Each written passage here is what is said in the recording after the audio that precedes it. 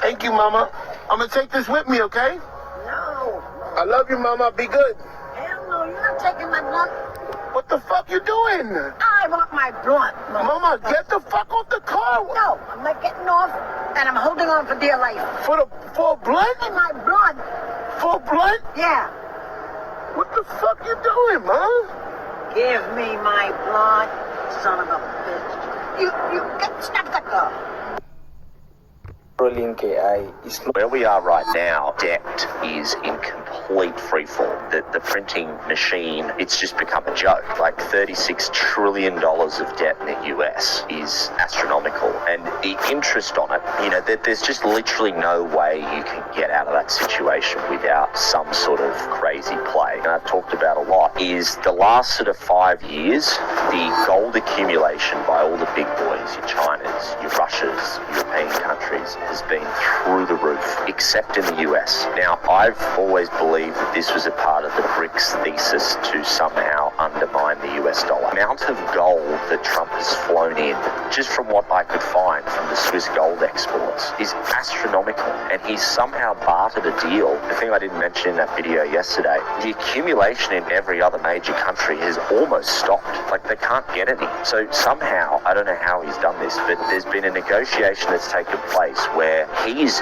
repatriating so much gold whilst everyone else can't, because in my opinion he will reaudit the gold, but when he does, Trump, that's why he's flying it all back in now and has been since December. You can listen to this dude, Scottsdale Mint, on X. He works really closely in this industry, and he was saying every single passenger plane or commercial plane since Trump got elected in November had been flying in more than 4 tons of gold every single day. Every single day. No one would see that unless they were like, in the know. The charts won't even tell you that because there's only so much data we can get.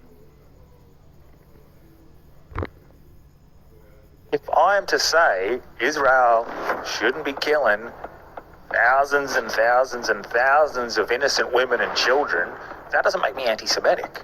But for whatever reason, you're instantly labelled anti-Semitic and painted with that stupid.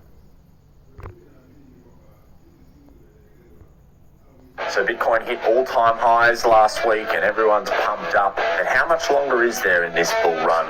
And how can we time the top? I'm going to give you 2 charts that are super helpful historically in getting pretty close to timing the top. The first one is the MDRV Z-score chart. This is essentially a representation of the market value of Bitcoin and the realized value, which is the average price that people paid for their Bitcoin. Z-score then essentially shows how extreme the current price is when we compare it to historical norms.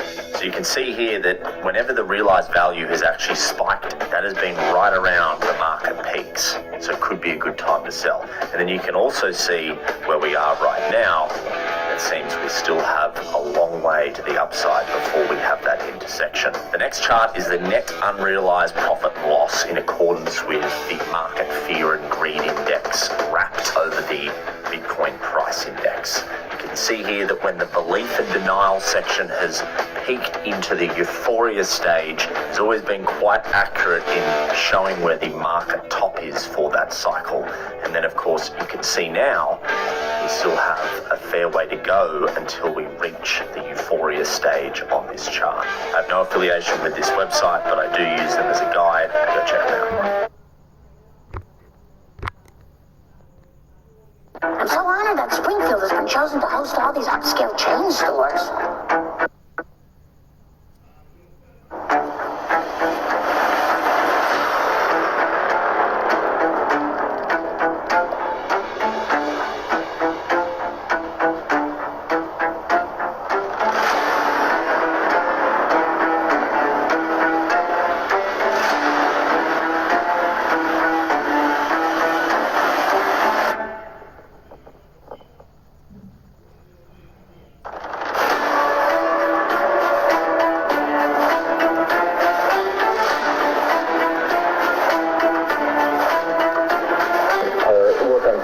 Which continues to be in kind of alpha/beta. Organize it differently, you start to see network structure. So out of that, we create a logo called the Triskelion. We call it the Triskelion. Buy crypto, suckers! of the XRP ledger actually had been early engineers that worked on Bitcoin, and they saw some of the scalability problems that Bitcoin is likely to have.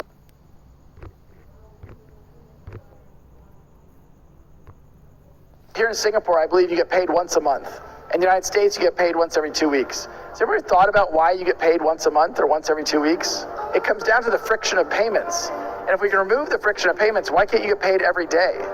Or even more crazily, why don't you get paid every hour or every second? But how is this actually possible? Well, as it stands, when you get paid, it's not just a matter of sending the money. It kicks off a huge chain of paperwork. Every middleman, banks, clearinghouses, FX services create their own records. If you're paid in another currency, that triggers even more reporting.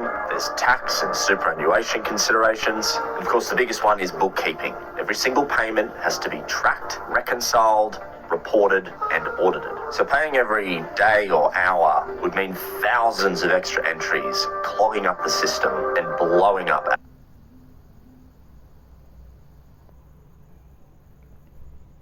admin costs. It's not feasible. But this is how XRP flips it on its head. Everything happens in one place on the XRPL. It's fast, tamper-proof, and it's public. Every payment is logged instantly, with no middlemen and no paper trails to chase. It's automated. All the accounting is done. The tax, the super, all the rigmarole. Think of it like this. It's literally Blockbuster versus Netflix. Blockbuster, you had to walk to the store, wait in line, hope the movie was there that you wanted to watch, risk paying late fees if you don't bring it back on time. Slow, clunky, friction. XRP is Netflix. Instant, available 24/7. No middleman. Accounting sorted. Payday